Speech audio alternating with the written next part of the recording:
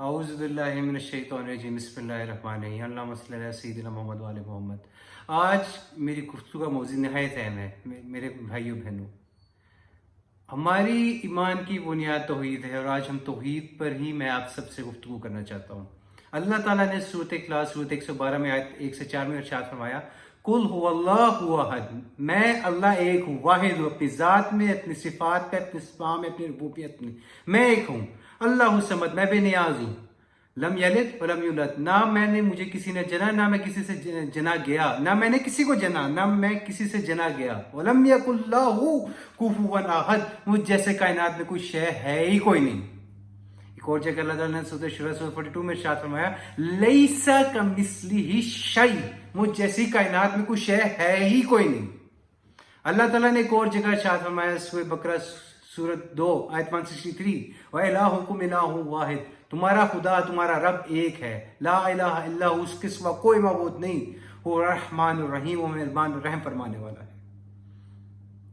اللہ کے حبیب تاجدار کائنات، امام کائنات، خاتم النبیین، شفیع المذنبین، رحمت للعالمین، سراج السالکین، مصباح المقربین، محب الفقراء والغرباء، سید الثقلین، امام القبلتین، خاتم النبیین حضرت محمد صلی اللہ علیہ وآلہ وسلم کا مقصد توحید تھا۔ مولا کائنات، فاتح حیبر، دماد رسول، اخی رسول، وزیر رسول، زوج بطول حضرت علی ابن ابی طالب کا مقصد توحید تھا۔ سیدہ کائنات، بطول کائنات، عفیفہ، کریمہ، نجیبہ، طیبہ، طاہرہ، سیدہ فاطمہ کا مقصد توحید تھا۔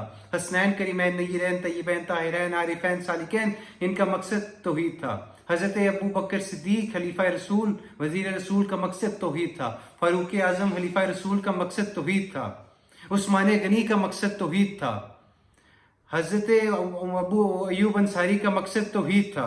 حضرت ابو ہریرہ کا مقصد توحید تھا۔ حضرت ابو ذر کا مقصد توحید تھا۔ حضرت عمار کا مقصد توحید تھا۔ حضرت حجر بن عدی کا مقصد توحید تھا۔ حضرت خالد بن ولید کا مقصد توحید تھا۔ 12 اماموں کا مقصد بھی توحید تھا۔ عبد القادر الجیلانی، پیر میر علی شاہ، علی حجویری، بابا بلے شاہ، لال شہباز قلندر، ان کا مقصد تھا کہ رب کے آگے لوگوں کو جھکایا جائے، اپنی عبادتیں کرانے کا ان کا مقصد نہیں تھا۔ ان عظیم ہستیوں کا مقصد یہ تھا کہ لوگ ان کی عبادت کریں۔ ان کا مقصد یہ تھا کہ اللہ کی عبادت کی جائے، اللہ کا نظام قائم کیا جائے، اللہ کے نام کو غالب کیا جائے۔ جب تک لا الہ الا اللہ محمد رسول اللہ کی گواہی نہیں دی جائے گی، تب تک آپ ایمان مکمل نہیں ہو سکتا۔ اللہ کے حبیب صلی اللہ علیہ وسلم نے ارشاد فرمایا، اپنی تمام حاجتیں اللہ سے مانگو، اگر جوتے کا تسمہ بھی ٹوٹا ہے تو اللہ سے مانگو۔ اللہ سے مانگنے کا بہترین طریقہ کیا ہے؟ حضور صلی اللہ علیہ وسلم کی یاد پر درود بھیجیں، آپ کی اللہ دعائیں قبول کرے گا۔ ان کے نام کی برکتوں سے اللہ آپ کی دعائیں قبول کرے گا۔ قرآن پڑھنے سے اللہ آپ کی دعائیں قبول کرے گا۔ نماز کی برکت سے اللہ آپ کی دعائیں قبول کرے گا۔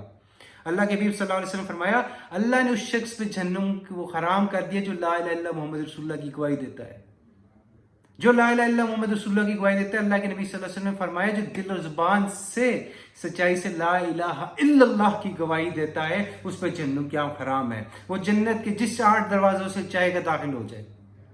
اللہ تعالیٰ نے سورۃ نساء سورۃ 4 آیت 48 میں اور آیت نمبر 116 میں ارشاد فرمایا، ان اللہ لا یغفر الشرک بہ، اللہ شرک کبھی معاف نہیں کرے گا۔ اتنا غیرت مند ہے، وہ شرک نہیں معاف کر سکتا، اس کی غیرت گوارا ہی نہیں کرتی کہ وہ شرک معاف کر دے۔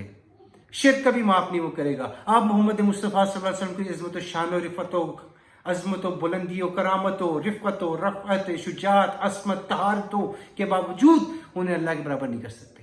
حضرت علی کو اتنی عظمت شان رفقتوں کے باوجود آپ ان کو اللہ کے برابر نہیں کر سکتے۔ حضرت فاطمہ کی عصمت و طہارت و نجابت و کرامت و شرافت و عصمت و طہارتوں کے باوجود آپ ان کو اللہ کے برابر نہیں کر سکتے۔ حسنین کریمین کی عظمت و شجاعت و شہادتوں، ان کی عصمت و نبی کریم صلی اللہ علیہ وسلم کے کندھے پہ سواری کرنا، ان کے کندھے پر سواری کرنا، ان کے کندھے پر رہنے کے باوجود، ان کی تمام طہارتوں کے باوجود، ان کی اللہ کی بات کرنے کے باوجود آپ ان کو اللہ کے برابر نہیں کر سکتے۔ آپ صحابہ کرام کو، حضرت ابوبکر، عمر، عثمان غنی کو، ان کی تمام حضور صلی اللہ علیہ وسلم سے وفاؤں کو، ان کی اہل بیت سے وفاؤں کے باوجود، ان کے اسلام کی خدمت کرنے کے باوجود آپ ان کو اللہ کے برابر نہیں کر سکتے۔ لیکن یہ بات بھی غور سے سن لیں، آپ حضور صلی اللہ علیہ وسلم کی اہل بیت کے بغیر اللہ تک پہنچ بھی نہیں سکتے۔ ان صحابہ کرام، انبیاء اولیاء کے راستے پہ چلے بغیر، اہل بیت کے راستے پہ چلے بغیر، حضور کے راستے پہ چلے بغیر آپ اللہ تک کبھی پہنچ بھی نہیں سکتے۔ یہ بات بھی غلط فہمی دل سے نکال لیجیے۔ آپ ان کے راستے، ان کے بتائے بغیر، رسولوں کے بغیر بھی اللہ تک نہیں پہنچ سکتے۔ اللہ بڑا غیرت مند ہے توحید کے معاملے پہ۔ تو ہمیں بھی چاہیے توحید کی غیرت کو اپنے اندر پیدا کرے. اقبال نے کیا خوب فرمایا تھا, تھی ہم ایک تیرے مار کے راہوں میں, خشکیوں میں کبھی لڑتے کبھی دریاؤں میں, دیے جانے کبھی یورپ کے کلیساؤں میں, کبھی افریقہ کے تپتے ہوئے صحراؤں میں, شان آنکھوں میں نہ جستی تھی جہاں داروں کی, کلمہ پڑھتے تھے ہم چھاؤں میں تلواروں کی. اللہ تعالیٰ ہم سب کو توحید کی غیرت اور عظمت اپنے دلوں میں رکھنے کی توفیق عطا فرمائے. وآخر دعوانا الحمدللہ رب العالمین.